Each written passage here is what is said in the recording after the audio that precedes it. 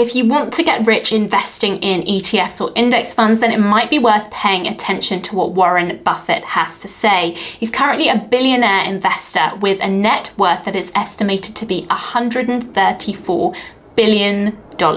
Hello, my name's Rachel and welcome back to the channel. In today's video, we are going to be going through some of Warren Buffett's key advice on how to invest in ETFs or index funds. I'm going to be sharing so much of his wisdom in this video, covering everything from timing the market to investing with low fees, which index fund or ETF should you be investing in. I'm also going to be giving you some examples of low-cost ETFs to get you started. Okay, so the first and one of the most important points that I wanted to include in this video is that the best time to start investing is today or yesterday, if you could have done that. With investing, time in the market is so much more important than timing the market. So this time I went back actually to 1942 when I bought my first stock. 14 presidents, 7 Republicans, 7 Democrats. The best single thing you could have done on March 11th, 1942 when I bought my first stock was just buy an index fund. The longer you invest for, obviously, the more chance you have of making money. Never look at a headline, never think about stocks anymore. And I pointed out that if you'd put $10,000 in an index fund that reinvested dividends, and it would come to $51 million now. And there is never a good time to start. When it comes to investing in an index fund, Warren Buffett says that actually you should just get started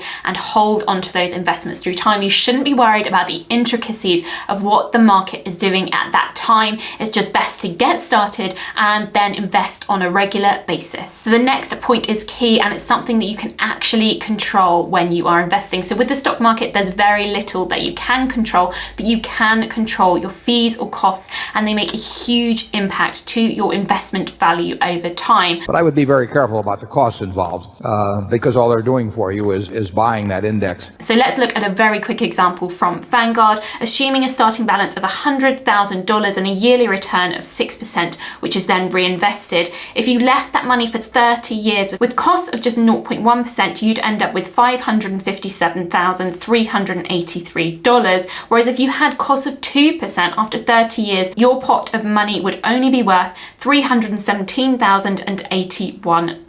And something that Warren Buffett points out that is so important is that when you're investing in index funds or ETFs, you are simply tracking a market. So getting the lowest cost for essentially the same ETF investment is so important. Obviously, as well as the ongoing charges that you're going to be paid for investing in ETFs or index funds, you are also going to be charged for investing with a certain platform. So make sure that you are choosing your investment ISA, which is the most tax efficient way of investing here in the UK, with a provider that has low or no fees. And I'll pop a link down below for you where if you use Trading 212, you can get a free share. Now, obviously, when you're investing, capital is always at risk. So please make sure you are comfortable with investing before you get started. Okay, so the next point from Warren Buffett is to not get too hung up on details when you start investing, particularly when you're investing in ETFs or index funds. So when you are investing in an ETF or index funds, you are simply getting a basket of different stocks. So say, for example, the S&P 500,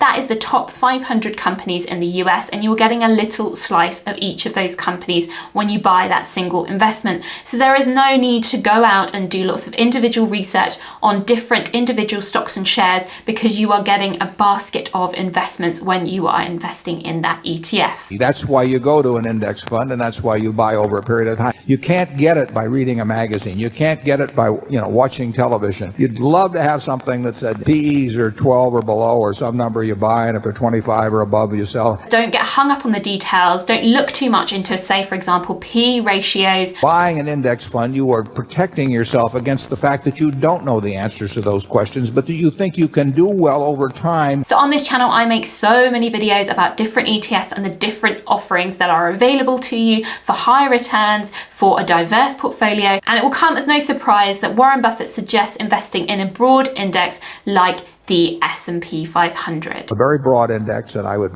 probably use the S&P 500 because I think if you start getting beyond that, you starting to think you should be in small caps this time and large caps that time. So obviously the S&P 500 just tracks the top 500 companies in the US. So if you're making that single investment, you're getting a slice of those 500 different companies. So in this video, I wanted to share some of the lowest cost S&P 500 ETFs that I can find on the market here in the UK at the moment, in case you wanted to start by investing in an an S&P 500 ETF. So the lowest cost one that I could find was with SPDR, and the code for that is SPX5.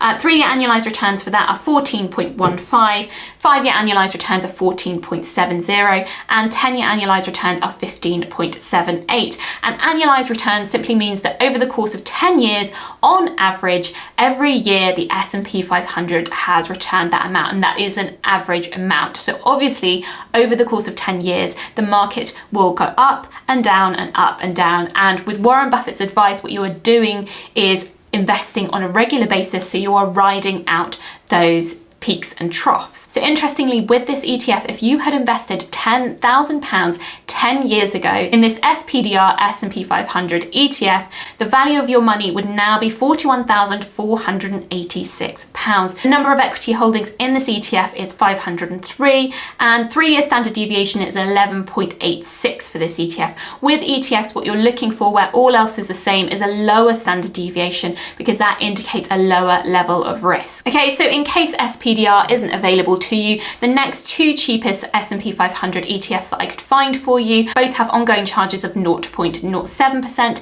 and they are the iShares Core S&P 500, and the code for that is CSP1.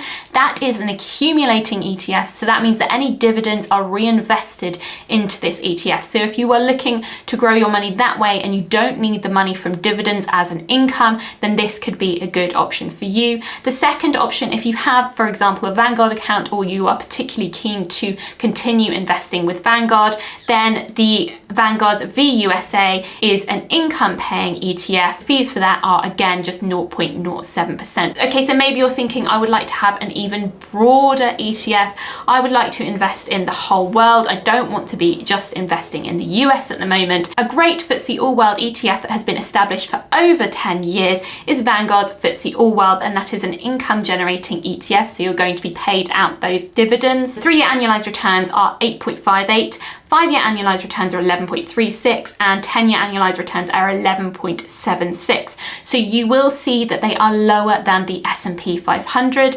That is purely because the American market has done particularly well over the last 10 years. But if you want to have access to the whole world in an ETF rather than just the top 500 companies in the US, then this could be the ETF for you. Obviously, this is including many different countries and also including emerging markets. So there's actually 3,647 different holdings in this single ETF. Top 3 holdings for all of these ETFs are Microsoft, Apple, and Nvidia. Okay, so essentially what Warren Buffett is saying about investing in ETFs is that they are a very simple way to start investing, and you should simply choose a broad and diverse ETF that you are confident in investing in, and invest in it for a long time, and also to dollar cost average, so to invest on, say, for example, a monthly basis, so that you're riding out any peaks and troughs, and over time potentially you could become a millionaire, or you could become a billionaire like Warren Buffett himself. Thank you so much for taking the time to watch this video. Any questions, let me know in the comments down below.